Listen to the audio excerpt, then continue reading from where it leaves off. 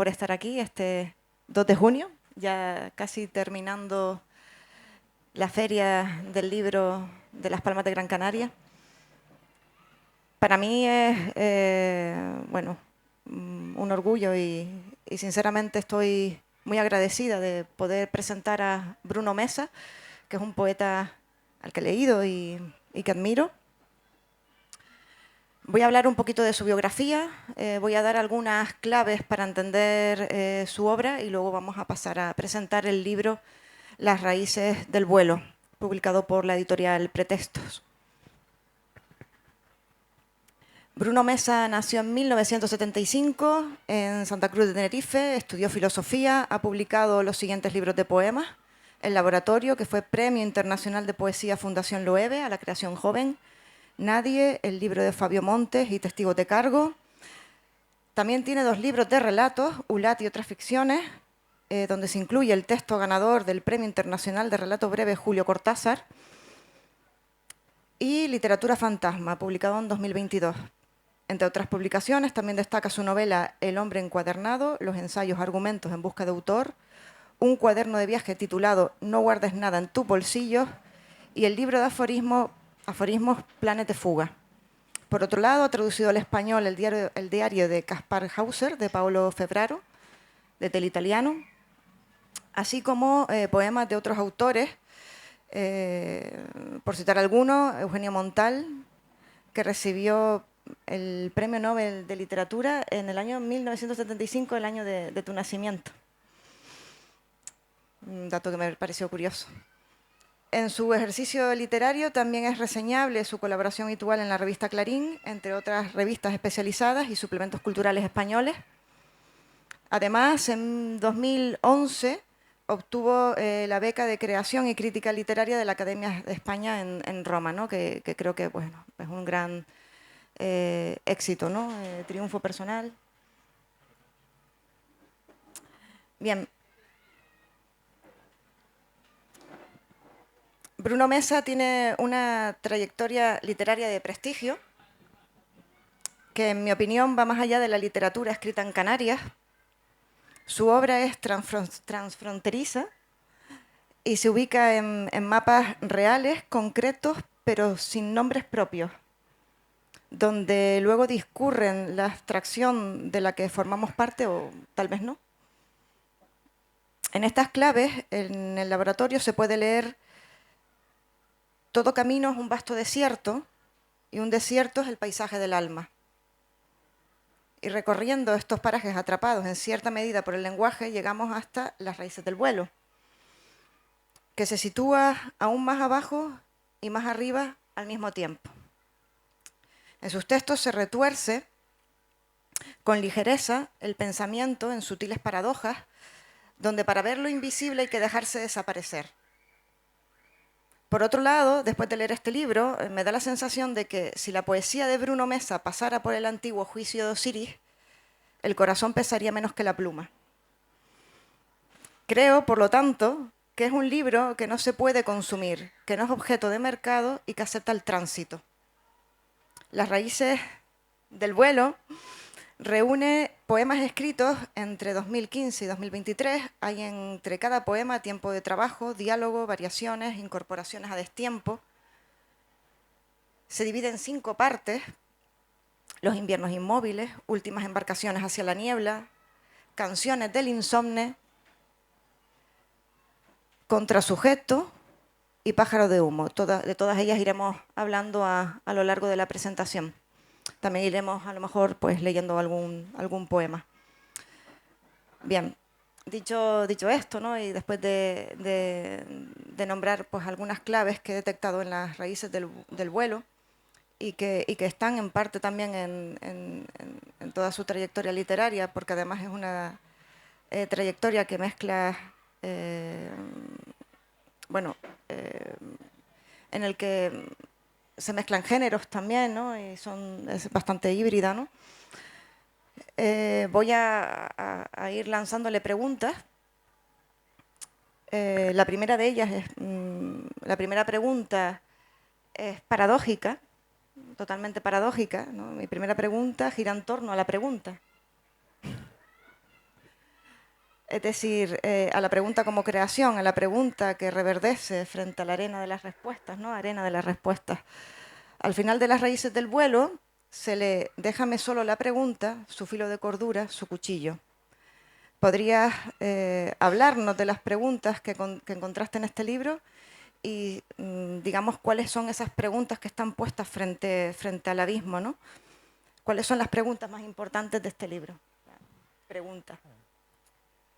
Buenas tardes, gracias a todos por su presencia.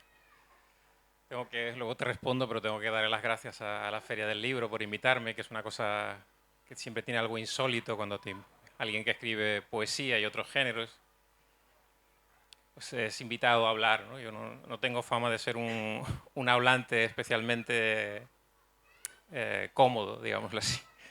Así que espero que no les moleste nada de lo que diga. Y muchas gracias a Cerina, por supuesto, por el esfuerzo y la generosidad. Yo es alguien a quien admiro y he leído desde hace mucho tiempo. Y gracias a la feria y a este encuentro extraño, esta ceremonia que es una presentación de un libro, la he podido conocer, con lo cual es una alegría. Y de lo que has dicho de la presentación, luego te respondo a la pregunta, me ha gustado una idea, parece un hallazgo en sí mismo, que es la idea de la desterritorialización, es decir, que no existe un territorio en lo que escribo, no solo en mi poesía.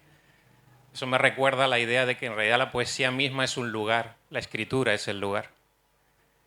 Y creo que todo lo que es ajeno a ello, es decir, los elementos exógenos, cuando decimos pertenezco a este lugar, pertenezco a esta identidad, son siempre algo contra lo que he luchado y por ello he sido condenado también muchas veces, seguramente con justicia. Está incluso en la forma en que hablo, o en la forma en que me he relacionado con otros escritores. Y me parece que es una buena lectura de, no solo de este poemario, sino de lo que escribo. Y con respecto a la idea de habitar las preguntas y no tanto las respuestas, para mí es una idea que abarca, y espero que les interese, porque no tiene que ver tanto con lo que he escrito, yo no soy capaz de defender mi poesía, creo que sería indigno, pero sí de reflexionar sobre las ideas que quería poner en los poemas.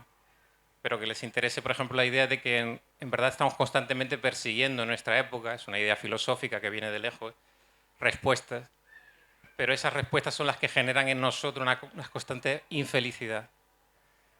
En realidad no existe ninguna respuesta. Durante miles de años no hemos encontrado ninguna que nos sirva para darle sentido a la vida, más allá del sentido que es el espejismo de la existencia. Y está bien que lo tengamos. Yo necesito también por las mañanas creer que tiene sentido. Me tomo, por ejemplo, la pastilla de la literatura o del afecto y a veces me dura. Hoy va bien, me ha durado unas horas. Pero en general no es más que un espejismo. Y la literatura que me interesa es aquella literatura que sabe que no existe respuesta. Y esto tiene implicaciones filosóficas, implicaciones que tienen que ver con la reflexión. Por ejemplo, si pensáis en una filosofía analítica, y yo, por ejemplo, admiro a Russell, pero Russell creía que sí existía la posibilidad de una respuesta. Y sin embargo, si pensáis, por ejemplo, en la filosofía continental, especialmente, un Deleuze, un Foucault, estamos en un ámbito donde lo importante es la pregunta, el cuestionamiento. Esa pregunta genera en nosotros dudas sobre la verdad, sobre las convicciones, sobre la fe, sobre lo que hemos aceptado como hegemónico. Todas esas preguntas sí tienen para mí sentido. Las respuestas escasamente lo tienen. Por eso ese es el ámbito en el que vive, si lo queréis, a la manera, por ejemplo, de Borges. Decía, la literatura se detiene en la conjetura. Conjetura, lanza una hipótesis. Y ese es su valor. Y es un valor que hasta cierto punto incluso hemos sacralizado, no sé si justamente. Por eso existen bibliotecas, por ejemplo. Bibliotecas supuestamente tienen un valor, ¿no? En esos libros no solo son objetos de placer, son algo más. Si son algo más, creo, es porque hacen preguntas sobre nosotros que son incómodas. A mí, por ejemplo, me interesan los libros, y ya no hablo solo de poesía, cuando me quitan la razón. Ese es el punto último para mí de la belleza.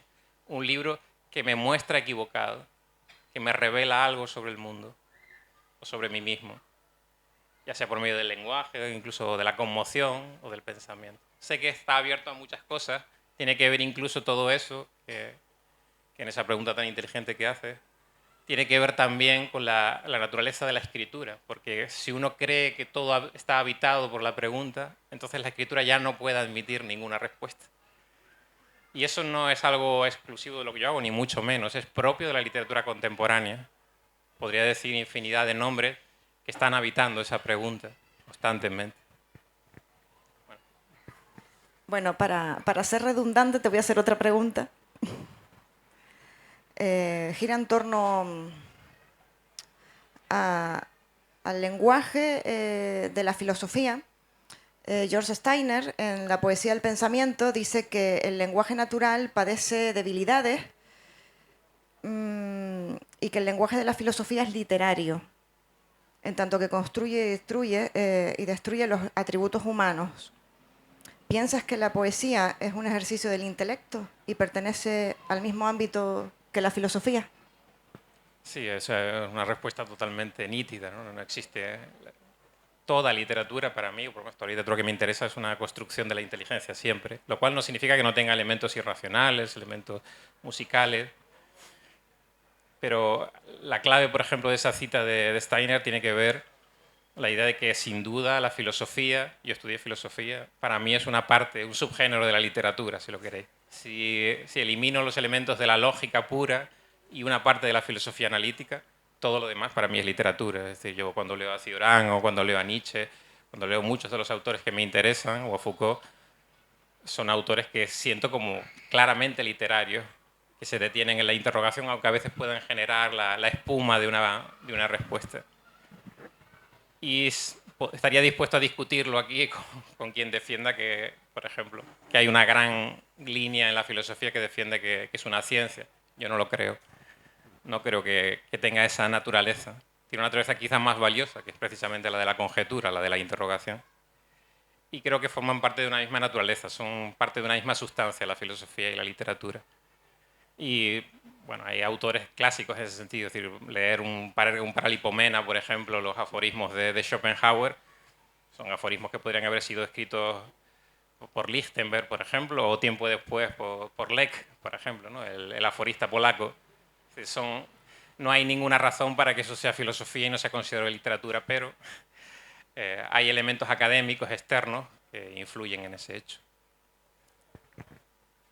Pero pueden llevarme la contraria. A mí me encanta que me lleven la contraria. Luego, si quieren, me pueden insultar, no hay problema ninguno. Bueno. Totalmente. Bueno, sobre llevar la contraria y sobre otras posibilidades, ¿no? Porque así llevar la contraria es, digamos, abrir la puerta a otras posibilidades. Hay un poema que se titula Bienaventurado, que termina con 2 versos, que podría ser reescrito al revés y ser pues una especie de palíndromo en su cuerpo semántico, ¿no? Dice así: bienaventurado el que se odia, porque no espera nada de sí mismo. Podría decirse malaventurado el que se ama, porque lo espera todo de sí mismo. Entonces, lo que se me viene a la cabeza, ¿no?, es cuánto puede llegar, cuánto tiempo puede pasar, ¿no?, para dedicarle a un poema, cuánto tiempo puedes llegar a trabajarlo, cuánto tiempo puedes estar dándole vueltas a la llave antes de abrir la puerta, ¿no? Y qué es lo que te hace decidir por una opción o por otra, que por una posibilidad. ¿Crees realmente en la posibilidad por la que te decides? Bueno, es una pregunta compleja, sin duda. Me gustaría señalar una cosa, y es que antes tuvimos una conversación en la que ella me decía sobre esos versos, no sé si está aquí, creo que sí, una amiga suya, que dio una lectura, y es una lectura mucho más inteligente seguramente que esos 2 versos mismos. Incluso me parecía totalmente válida esa lectura. Incluso de alguna forma negaba, es un ejemplo del fracaso del poema. El poema fracasa ante esa lectura y demuestra que yo no desplacé el significado de la palabra odio como tenía que haberlo desplazado suficiente, no lo resignifiqué como debía. O sea que es un signo de inteligencia para que yo fuera la persona. Y sí, hay elementos de, por ejemplo, esto tiene que ver un poco con, no sé si es otra pregunta que querías hacerme, que hablamos antes, que tiene que ver con el pacto de veracidad, con los elementos que tienen que ver con la verdad supuesta. Yo en general tengo una fobia, que es una fobia que comparto, por ejemplo, con Susan Sontag, según la cual no creo en la autobiografía como exhibición. Detesto la autobiografía como exhibición, que es algo, por ejemplo, de lo que existe una inflación en la literatura actual inmensa. Yo no creo que la literatura tenga valor porque tú lo que estés contando lo hayas vivido. Creo que eso es una falsificación. Ahora bien, dicho eso, toda la literatura nace de lo que hemos vivido, de nuestra experiencia. Pero exhibirlo como una justificación no es, creo que no es lo mejor, no es lo que yo aceptaría moralmente. Ahora, cuando hay un momento en el que la literatura, y eso sí es decisivo, tiene que ser algo memorable, tiene que ser algo digno, algo reflexivo, algo que tenga profundidad o precisión verbal. Eso es lo que busco, no, seguramente no lo que consigo. Para que sucedan esas cosas, como decía Giorgio Seferi, uno a veces tiene que acudir a los otros, tiene que acudir a la mentira, aparentemente, para decir una verdad. Esto ya sé que parece, dicho así, parece un error, pero no lo es. Está construido así. Es decir, uno construye, por ejemplo, uno ha conocido a dos personas en épocas diferentes y las reduce en un cuento o en un poema a una sola época para que conversen entre ellas y discutan. Eso es un ejercicio natural, es una mentira, no sucedió, pero está hablando de algo que es verdad. Dicho de otra forma, como lo decía Nietzsche, por ejemplo, la ficción no te puede engañar. Si yo te estoy diciendo, y la poesía también es ficción, que esto es mentira, yo no te puedo engañar. No existe la posibilidad de sentir. Ahora, si te digo que todo lo que estoy diciendo es verdad, que hay un pacto de veracidad, entonces tú puedes decir, no, mira, yo te conozco y eso no ha sucedido. Tú no eres así, no has vivido eso, o eso no sucedió. Entonces, sí, por eso prefiero la ficción. Prefiero el ámbito en el que la mentira se sobrepasó en busca de una posibilidad de verdad. Pasa que siempre que hablamos de mentira, pensamos en engaño. Eso, me están engañando, me están traicionando. Eso no sucedió. Y no es esa la idea. Yo te cuento una historia para decirte algo. Esa historia seguramente no sucedió, pero lo que te digo sí es real, es lo que pienso, es lo que siento. Por ejemplo, los monólogos dramáticos, utilizo mucho la despersonalización, le doy voz a otros, personas ajenas a mí por completo y a mis ideas, incluso a mi forma de pensar o que han tenido experiencias que yo no he tenido. Precisamente para decir cosas que yo creo que sí necesito decir. Pero si lo pensáis es lo mismo que sucede en cualquier novela, en cualquier obra de teatro o en cualquier película. Tiene a lo mejor un guionista, pero vosotros veis a personas discutiendo. Y eso tiene que ver, hay alguien que en su mente ha entrado en la mente de todos. Eso tiene que ver con una idea que me gusta, que es de Milan Kundera, que viene de la novela, pero es aplicable a la poesía también. Según lo cual tenemos que escribir libros que sean más listos que nosotros. Yo la corrijo en mis talleres de escritura y digo que son más complejos que nosotros. Complejo significa que para que sea más complejo que yo, tiene que estar vuestra voz también. Tiene que estar voces que me nieguen a mí, que no piensen como yo, que me rebatan, que miren el mundo de una forma en la que yo no podría nunca observarlo, porque no creo en eso. Eso creo que hace la literatura más compleja y más cierta. Creo que la pone en pie, digámoslo así. No sé si he respondido a tu pregunta. Sí, yo creo que sí, que queda claro. Te iba a preguntar, ¿no? Que si una buena mentira serviría entonces para encestar un verso sin tocar el aro, ¿no? Y yo creo que sí, siempre que se entienda la mentira como, pues eso, una actividad creadora, ¿no? Sí, yo creo que uno o sea, en cualquier momento lo que digo puede ser, o sea, debe ser cierto, psicológicamente cierto para quien lo dice, pero no necesariamente lo estoy diciendo yo. Y esa es para mí la verdad de la literatura, es decir, es generar una reflexión, incluso a veces una incomodidad. Kafka decía, yo lo que quiero es tirarle tierra al lector a los ojos. Y para mí, por ejemplo, eso es un emblema también a veces. Es decir, que el lector sienta una incomodidad es algo, por ejemplo, que buscaba Beckett, por ejemplo, y yo estoy de acuerdo con eso. Y esa es una incomodidad con la que yo aprendo. Aprendo como lector primero, evidentemente, y luego bueno, me puedo proponer buscar eso. Quizás sea un error, quizás yo estoy equivocado, pero esa es mi débil convicción, digamos así. Nombraste ahora la despersonalización, antes también hablamos de la disolución del yo. Bueno, yo he detectado pues eso, una ocultación de tu identidad, no solo en la obra, sino en tu trayectoria pública como poeta, ¿no? Apenas hay rasgos biográficos en Las raíces del vuelo, salvo alusiones familiares que además invocan a personas que ya no están, ¿no? A lo desconocido, ¿no? Por ejemplo, en ese poema que le dedicas a tu abuela Candelaria, ¿no? Que es casi como un mito, ¿no? Aparece como un mito, porque no la llegaste a conocer, ¿no? Entonces, bueno, la pregunta que te hago es si crees que es posible el encuentro entre eso que desaparece y lo que haces aparecer en el poema.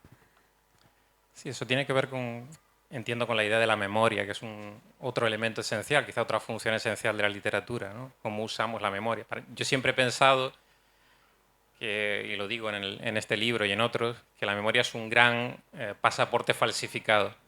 Nuestra memoria es evidentemente un cuento, una historia que nosotros nos contamos a nosotros mismos y sobre todo a los demás. No hay nada que sea mayor que una fábula, que alguien contándose su vida, ¿no? Dice que ha cometido un error y lo contextualiza, ¿no? No, pero se dieron circunstancias para que yo... Es en el mejor de los casos, ¿no? Cuando no es una exaltación misma de la persona. A mí eso en general me produce una sensación muy extraña de gran falsificación cuando recordamos. Y es algo contra lo que intento luchar constantemente. Seguramente no lo consigo, no soy capaz porque estoy dentro de ese espejismo. Eso tiene que ver también con que la memoria para mí, por ejemplo, es una búsqueda. Tú has hablado de los ausentes, por ejemplo, también hay un poema dedicado a mi madre en el que yo regreso en un sueño recurrente que tuve durante y que hasta cierto punto sigo teniendo, con variaciones, en el que yo rescato a esa persona, ¿no? La encuentro, algo que no es posible en la realidad. Y eso tiene que ver con la naturaleza de la literatura también. Es decir, por ejemplo, decía Josep Pla que vivimos más en los ausentes que en los presentes, que la ausencia tiene una gran presencia en nosotros. Y eso sucede, por ejemplo, constantemente en mi escritura, sin duda. Y la memoria me parece otro elemento esencial, no solo ya como gran falsificación, sino también la posibilidad de dar un testimonio del mundo en el que hemos vivido, ¿no? Que es algo a veces despreciado, así. Creo que tiene que ver con, y sobre todo rescatar aquellas partes, a mí me interesa mucho lo que está en los márgenes, lo que está fuera de lo real, lo que está fuera del escenario.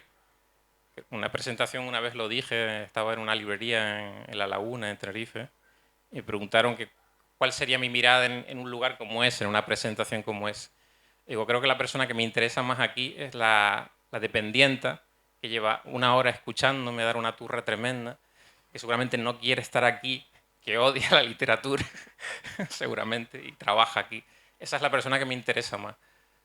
Los demás me pueden interesar más o menos, pero en ese momento esa persona desplazada, ese es en ese margen es de donde nace en buena parte mi mirada. Y de nuevo creo que no te he vuelto a responder. Pero... Es que la respuesta es imposible, ¿no? Algo así habíamos dicho al principio, ¿no? Bien, yendo un poquito más a las raíces del vuelo, un poquito más al libro, bueno, ha sido publicado en Pretextos, es una gran editorial con muy buena distribución y bueno, ya la conocen, tiene un catálogo exquisito, o sea, ¿cómo ha sido la experiencia? Bueno, la experiencia supongo que desde el punto de vista de pretextos, de quien lea pretextos, que me publiquen a mí debe ser una especie de experimento pedagógico, ¿no? Una cosa que... Para mí es una alegría, sin duda. Por ejemplo, esta colección es una colección en la que yo ya había publicado otro libro con pretextos, pero es una colección, La Cruz del Sur, en la que leía y me formé en buena parte leyendo a poetas publicados aquí, como Watanabe, como Montejo, como Anne Carson, como tanto. Por lo tanto, en ese sentido es una alegría. Además, debo reconocer que editan muy bien, lo hacen bien y son cuidadosos. Luis Gluck también. Dime, Luis Gluck, sí. Aunque ella decidió huir del catálogo, seguramente hizo bien. Bueno, no soy seguramente un gran defensor de mi poesía, evidentemente, pero sí de que esta es una buena editorial, a pesar de que me hayan publicado. Sí. La pregunta tópica que te la hice antes, pero que me parece interesante, la verdad, la respuesta, ¿no? Porque, en fin, hay gente que sí elige entre la disyuntiva que te voy a plantear. ¿Le das más importancia al contenido o a la forma en tu poesía? No, yo creo que no hay dicotomía, es una sola sustancia. Eso que llaman fondo y forma, contenido y continente, no existe. Es decir, en el momento en el que yo tomo una oración y utilizo, por ejemplo, sinónimos, antes decía la verde puerta o la puerta verde, no es lo mismo. La verde puerta suena como una frase dicha en el siglo XVI. Alguien dice, abra usted la verde puerta. Eso es ridículo, ¿no? Le dices a la persona que se tome una pastilla si te dice eso, ¿no? La verde puerta. Anteponiendo el adjetivo ahí, ¿no? Es demasiado retórico. Estás poniendo una mancha sobre la... Si dices la puerta verde, bueno, todavía puede ser definitorio, puede ser fotográfico.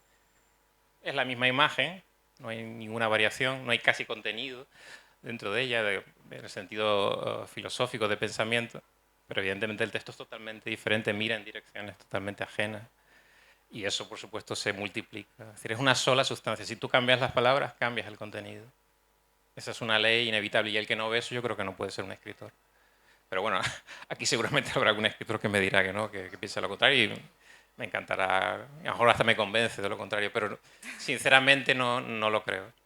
Creo que es una asociación, es imposible modificar el lenguaje sin modificar las ideas. Más allá, a lo mejor, de algún sinónimo absoluto, por ejemplo, una cosa de este tipo, pero son excepciones. No sé si... Bien, la primera parte del libro se titula Los inviernos inmóviles, donde se deja ver un poco lo improbable, lo último, aparece también la finalidad de irse, aceptar que nos evaporamos. Esas son las ideas fundamentales que he rescatado de esa primera parte. Me gustaría que nos hablases un poquito sobre esta parte, sobre los inviernos inmóviles, donde además se incluye el poema que da título al libro. No sé si lo quieres leer también. Sí, si quieren luego lo leo, si Podemos quieren. leerlo. Bueno, como les apetece. Sí, la primera sección es una sección reflexiva y es el centro seguramente del libro, junto con la última. El centro, por lo menos, interrogativo del libro. Y yo diría que más que para hablar de los poemas, de los que ya digo que no soy capaz de hablar, no soy buen doctor de mí mismo, sí les puedo decir que surge de una perspectiva, de una mirada frente al mundo. Yo tengo una mirada bastante alucinada frente a la realidad. Y me viene prácticamente desde la infancia. Es decir, lo real me resulta una alucinación. Por eso tiendo a huir de lo social también.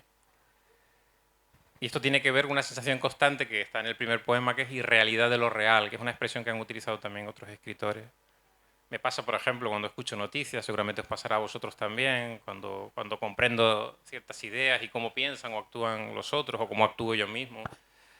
La propia levedad de la existencia, ¿no? Esa idea, por ejemplo, dramática del tiempo que me repugna, según la cual lo que vivimos aquí tiene importancia. Y yo no creo eso, porque, por ejemplo, casi siempre que escribo mi perspectiva viene de la mirada de un insecto, imaginaros, según la cual casi nada tiene un valor alguno, o desde una mirada muy lejana, donde lo humano es tan minúsculo que se podría utilizar incluso una expresión científica, es decir, desde el punto de vista del espacio, tendemos matemáticamente a cero y desde el punto de vista del tiempo no hemos sucedido. Hay versiones literarias muy hermosas de eso. Ya me estoy yendo por las ramas, pero me gusta, ya saben, ya ven que me gusta irme por las ramas. Por ejemplo, Ibn Arabi, un filósofo y poeta sufí, decía, con influencia neoplatónica, decía, no podemos dejar de ser porque no somos.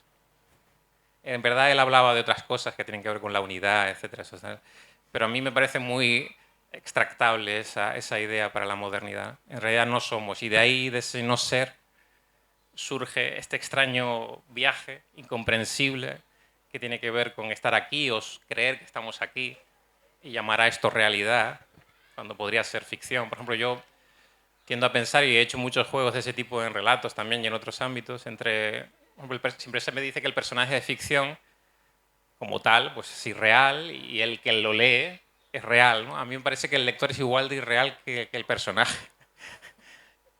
Me parece que todos los que estamos aquí somos severamente irreales. Y que esta es una extraña ceremonia, si la miráis desde fuera. Una ceremonia muy abstracta, ¿no? Personas que vienen a escuchar a alguien hablar de poemas, a que no se le entiende seguramente nada de lo que dice, ¿no? Todo eso antropológicamente es muy absurdo, si lo pensáis, ¿no? Tiene un punto de ceremonia incomprensible, ¿no? ¿Por qué se reunirán estas personas aquí, ¿no? Cuando podrían estar bebiendo, comiendo, ¿no? Que son acciones naturales, o durmiendo. ¿Qué buscan? No teníamos nada mejor que hacer. Sí, quizás sea eso, ¿no? Pero sería muy pesimista, ¿no? Me parece interesante esta idea, ¿no? Bueno, seguimos por otra vía. Vamos a dejarlo así. Bien, la segunda parte se titula Últimas embarcaciones hacia la niebla. Me interesa mucho el concepto de white out, ¿vale? Que es como lo contrario al blackout, que es el apagón. Pues el white out es cuando la niebla pues no ciega porque no se ve nada, está todo completamente blanco, ¿no? Bien, hay una exploración en esta segunda parte de los otros, de la otredad, en diversos contextos, tiempos, lugares posibles o imposibles. Siempre la disyuntiva contigo es recurrente, va a ser recurrente en las preguntas. George Steiner, por citarlo otra vez, en La poesía del pensamiento, recuerda una pregunta de Wittgenstein, que dice así: ¿el verbo soñar tiene presente? Entonces, en torno a esta pregunta, me gustaría saber qué sentido tiene para ti desde el enfoque que nos planteas en este tránsito, ¿no? por la niebla, por el whiteout. Bueno, primero te respondo a la parte final, lo de Wittgenstein, y luego a la idea de la segunda sección, últimas embarcaciones hacia la niebla, en realidad surge de elementos autobiográficos, aunque luego yo los transforme, pero tiene que ver con eso. Por ejemplo, la idea de Wittgenstein enlaza exactamente con lo que estaba comentando antes. Es decir, el sueño no solo tiene presente, sino que es seguramente la única posibilidad de lo real. Seguramente estamos todos habitando un sueño. A mí me gusta mucho la respuesta de los gnósticos que decían que la muerte nos despierta del sueño, ¿no? La muerte es la vida, ¿no? Y parece muy absurda o muy retórica, pero si lo miras desde el punto de vista, y eso tiene que ver con este libro, la idea de vuelo en realidad tiene que ver con el ciclo de la vida, como algo natural, totalmente natural, como las hojas que mueren y regresan y renacen. Eso somos nosotros también. O sea que no queremos aceptar que sea así. No queremos evitar en nosotros la posibilidad de una vanidad, de una importancia. Y esa es una pregunta terrible sobre nosotros mismos, ¿no? Nuestra carencia de fuerza y de potencia, que el hecho de que ni siquiera dejamos peso sobre el mundo, aunque escribamos libros y dejamos monumentos. Pero eso ya lo dijo, por ejemplo, Shelley, ¿no? Con Ozymandias, por ejemplo. Esa me parece la idea esencial. Luego, en esa segunda sección, intenta traducir los extraños milagros que se producen por la otra vía, que es la de las raíces, que está en el título, que es esa sensación de que la memoria, de que lo que habitamos tiene algún valor, y uno se aferra a esas cosas. Yo también me aferro a ellas.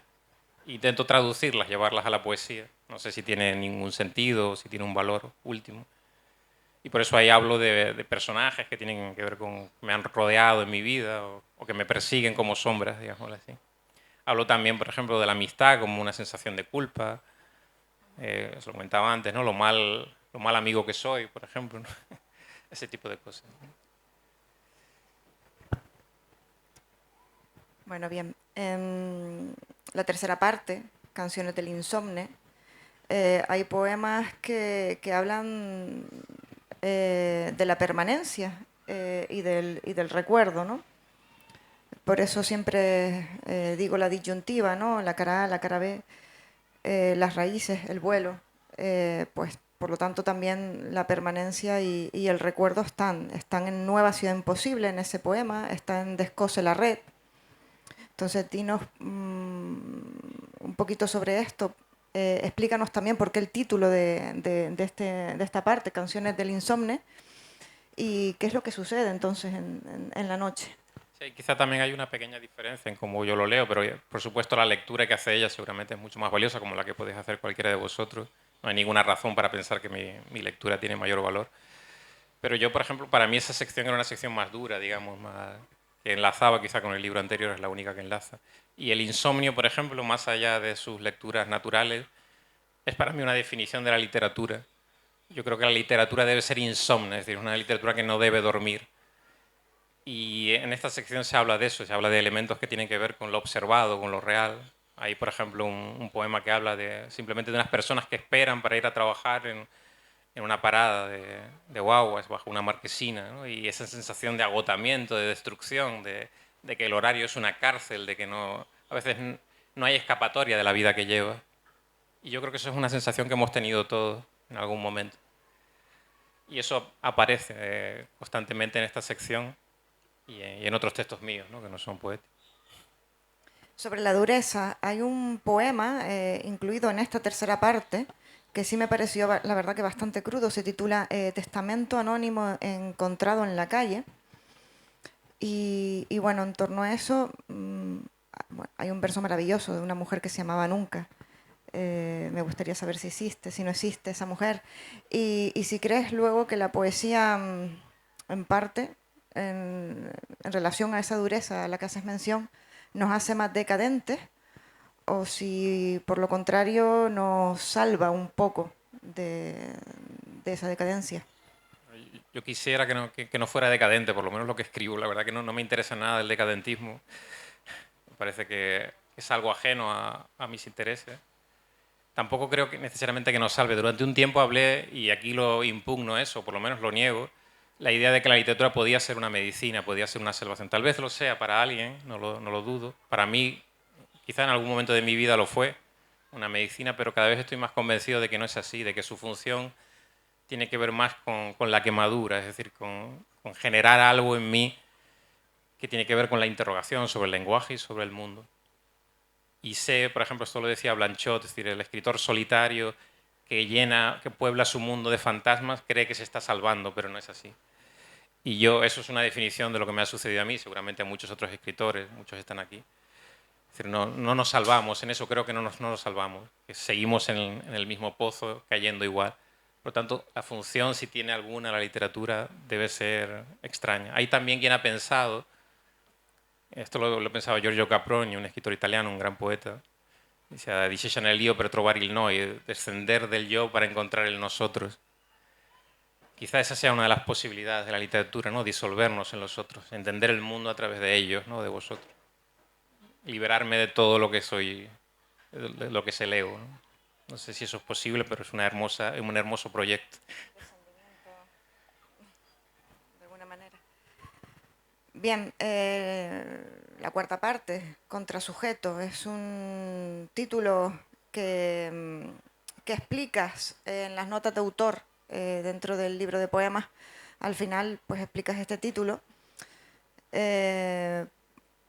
Según la explicación, yo vi alguna posible relación con Planes de Fuga, porque creo que además el libro de aforismos, Planes de Fuga, porque, no sé, a veces interrelacionas unas obras con otras. Y quisiera saber por qué señalas en las notas del autor que hay un espejo, en esta parte, un espejo donde no resulta difícil, exacto, entreverse. Es una sección en la que utilizo retratos y monólogos dramáticos, es decir, me despersonalizo, le doy voz a otros. Es algo que he hecho en casi todos mis libros en algún momento. Y a mí me interesa mucho, es lo que decía antes, de darle voz a los demás. Y creo que la poesía también permite eso perfectamente. Y yo creo que esos espejos, yo estoy detrás de ellos, evidentemente, detrás de esas voces, de esos otros, de esos pensamientos, también hay algo que yo quiero decir. Creo que es muy visible. Pero evidentemente esos otros yo creo que son espejos en los que el lector fácilmente puede verse retratado. Para eso seguramente habría que leer los libros de una forma determinada, pero no sé si yo debo tener ánimo proselitista en ese sentido. Es decir, por ejemplo, ya que has citado el libro de aforismos, que seguramente tiene una relación con esa sección, cuando he presentado este libro de aforismos, mis libros aforísticos en general, o por lo menos ese es un libro bastante duro, pero creo que solo tiene sentido ese libro, porque hay frases que pueden ser muy críticas en tercera, si uno no lo lee hacia afuera, sino hacia adentro. Es decir, si uno piensa que la acusación tiene que ver con los demás, el libro no tiene ningún sentido. Si piensas que esa acusación tiene que ver contigo, entonces puede empezar a tener algún sentido. Es la única forma en la que ese libro, y seguramente este también, empieza a ser un viaje, digámoslo así. Pero bueno, eso es quizá pedirle demasiado al lector, exigirle demasiado. ¿Cómo te llevas contigo mismo cuando te relees? Esa pregunta no te la había Eso hecho solo antes. respondería deprimido. La sensación más habitual no es de alegría, sinceramente. Te lo digo, antes mismo me enseñaste, es mi primer libro, lo citas aquí. Y te aseguro que ya sé que te puede parecer extraño, pero puede que haya algunos poemas ahí donde yo me veo. Pero incluso cuando alguien me ha dicho, porque fue un libro que se editó bien y se distribuyó bien, no, recuerdo aquel libro tuyo, yo ni siquiera siento que estén hablando de mí, te lo juro. O sea, gracias. O sea, siento que es otra persona y que no me siento retratado. Es como si alguien os dijera algo que hiciste de niño, ¿no? Y que bueno, aquello fue una bobería que hice, ¿no? Pues es lo mismo que siento yo, como que no tiene ningún valor.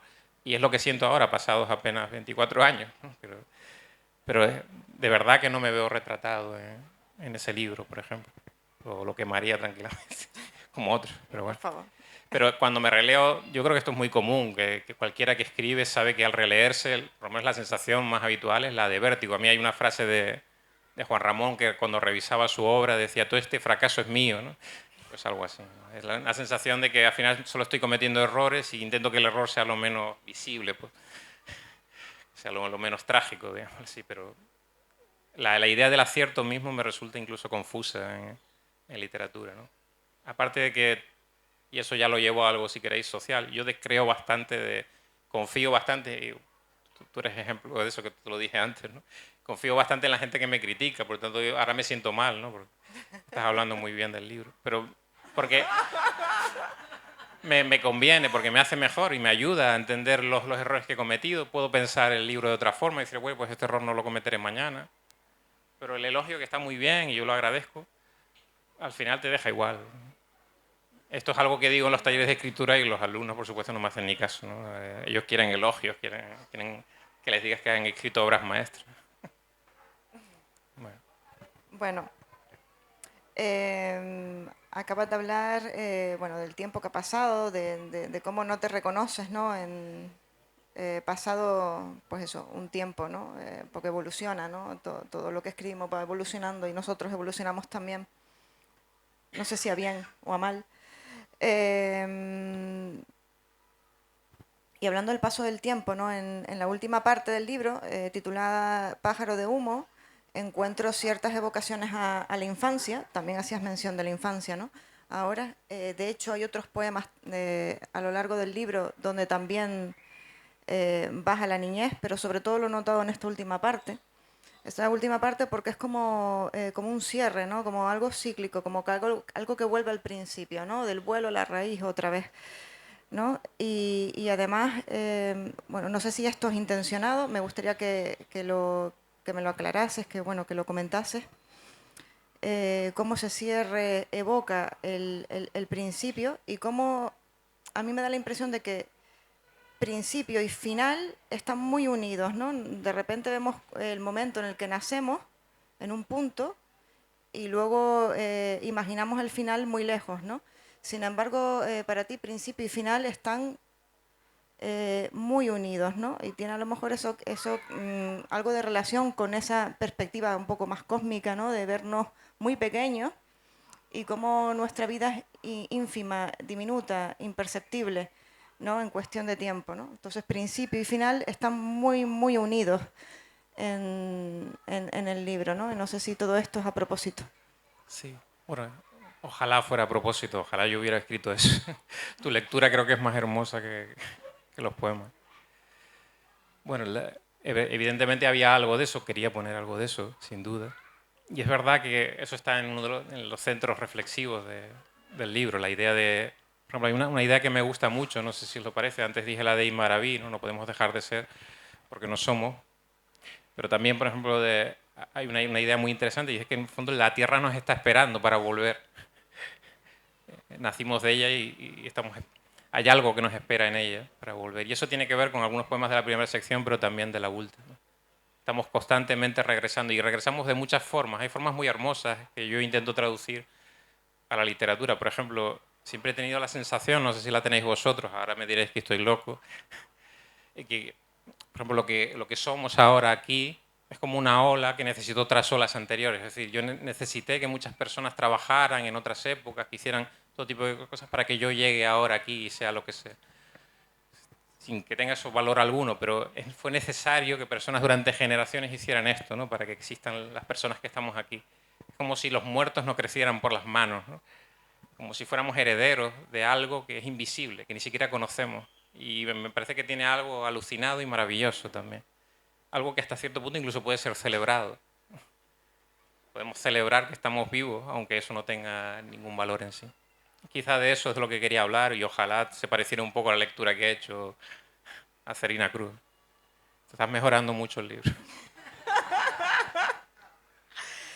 Bueno, pues yo no sé cuánto tiempo tenemos, en realidad cuánto tiempo nos queda, pero sí creo que es poquito y a mí me gustaría, no sé, proponerte la lectura de algún poema, alguno que realmente pues te guste o que te apetezca leer y que yo tengo señalado mis favoritos, ahí te puedo decir uno.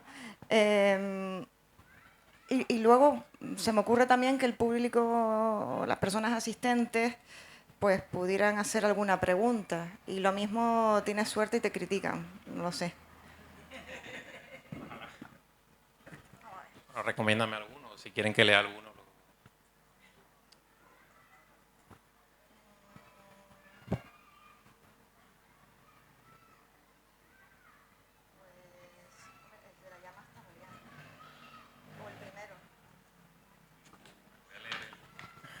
El primero del libro del que les hablé antes, La irrealidad de lo real.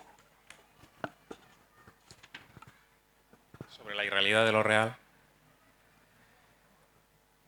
A veces nuestras manos se evaporan, también la ceremonia de la mesa, ropas abandonadas, retratos de familia. Se evaporan las formas, los huesos y las sábanas, una casa tras otra, cada sombra en su materia. La calle entera se evapora y no quedan nombres en los buzones o un balcón suspendido en su vigilia. Una voz que recuerde que hubo vida. Se evapora la ciudad como un soplo, tan frágil fortaleza sostenía. La isla sin remedio se evapora, el cuerpo donde habitas, los silencios quebrados con que escribes.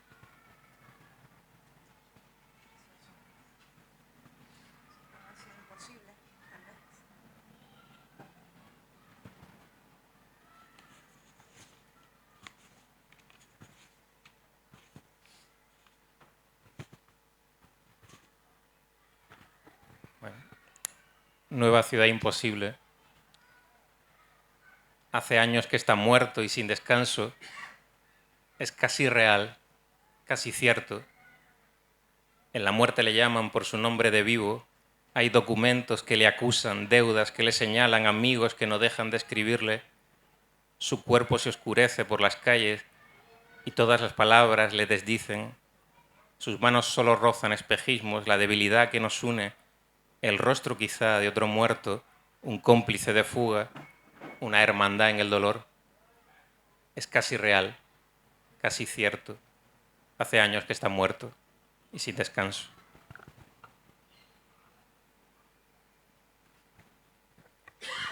Son todos muy animosos, ¿no? Vamos a desaparecer. Vale, No, si quieren leo los que me parecen más luminosos.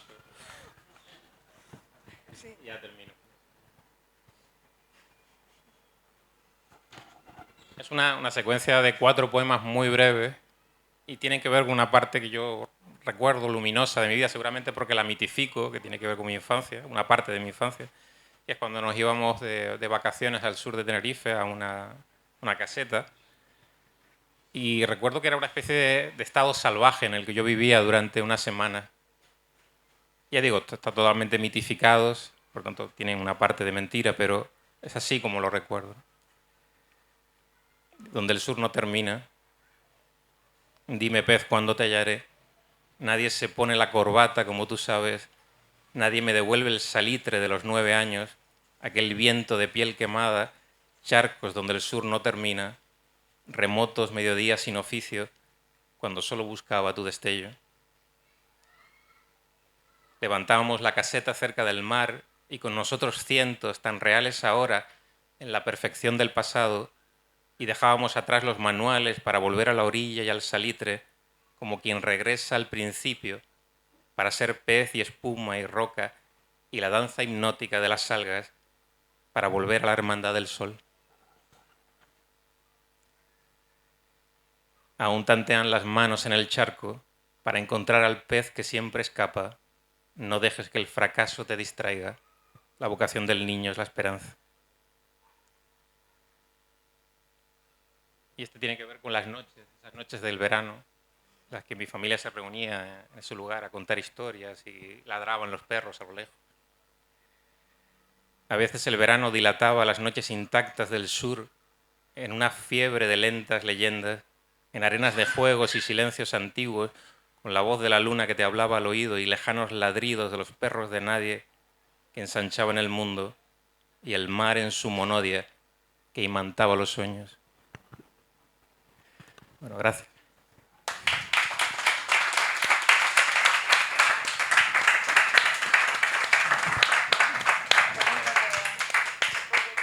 Si quieren hacer alguna pregunta o comentar algo, todavía creo que hay 5 minutos, ¿no?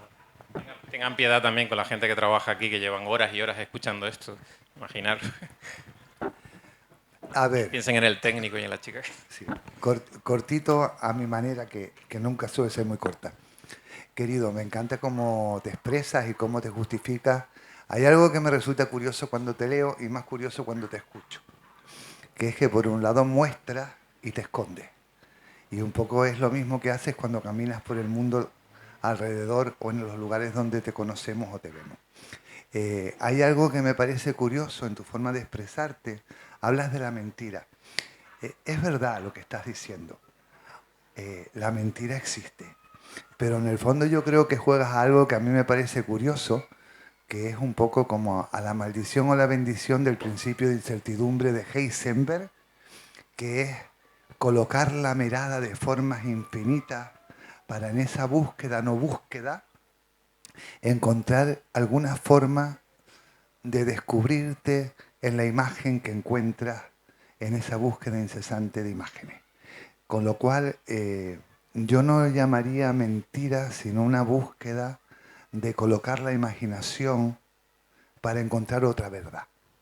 Y en ese proceso, encontrarte o perderte, no lo sé, pero me gustaría que contaras algo por ahí.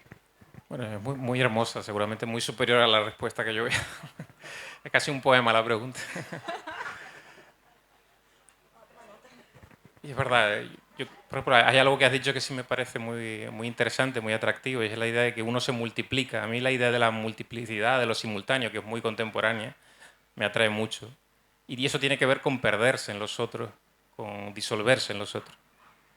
Y es verdad, seguramente estoy buscando algo. Contradictoriamente a lo que he dicho, estoy buscando algo. Con la convicción de que seguramente no voy a encontrar nada, como casi nadie encuentra nada, pero en esa búsqueda me ciego, digámoslo así, es el camino que he elegido para engañarme. No creo que eso sea más digno que cualquier otro que obtiene una respuesta y cree en ella y confía. Pero yo nunca he sido tendente a formas fanáticas, digámoslo así. Creo necesito tener cerca personas que dudan de sí mismas, que se ríen de sí mismas.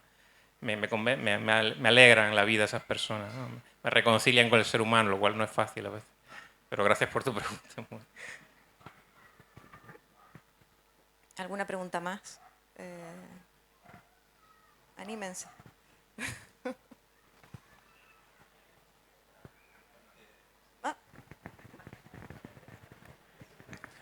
Bruno, bueno, yo no voy a alabar tu libro, que es extraordinario, pero y teniendo en cuenta que la literatura no nos salva, como dijiste antes, ni, eh, ni nos lleva por caminos metafísicos, ¿qué crees que supone la literatura para ti? ¿Puede ser una caricatura de lo real? Ahí, por ejemplo, distinguiría bastante entre quien escribe y quien lee. Quien escribe ya sabe que no hay nada que vaya a salvar. Por lo menos tengo que aceptar esa idea. Me conviene, ¿no? Como eso lo decía Julian Barnes, ¿no? Me conviene aceptar esa idea. Sin embargo, como lector a veces sí que tengo la sensación de que esa lectura me salva, me protege o es un bálsamo. Puede tener algo de espejismo, pero es un bálsamo para la vida, me cura de ella, frente a esa irrealidad de lo real constante. A mí hay muchas formas de la literatura que me han servido para... Seguramente no estaría aquí si no fuera un lector, por ejemplo. Me salvan de la atrocidad de lo que me rodea. Y necesito, digamos, volcarlo. También puede tener algo de fuga.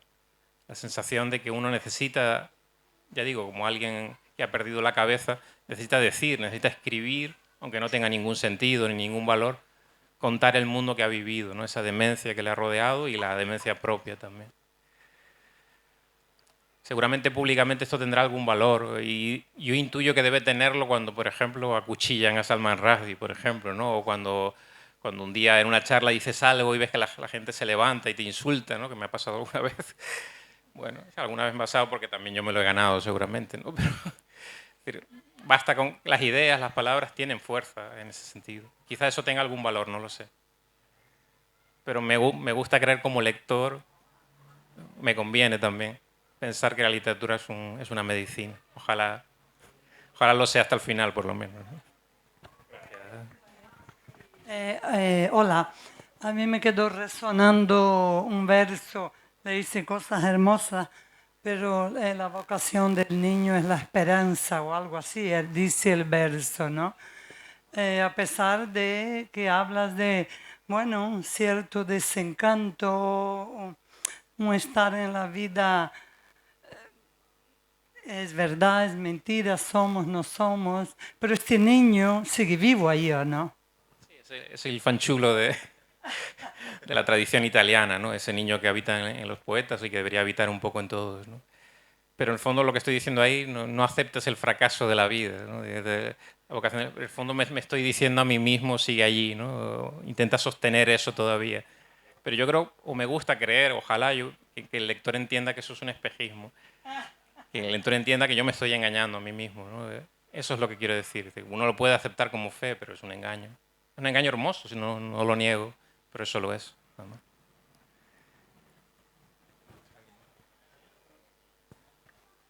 Si alguien quiere insultarme, nos vamos ya. Y si no, pues... Bueno, pues nada, muchas gracias a todos.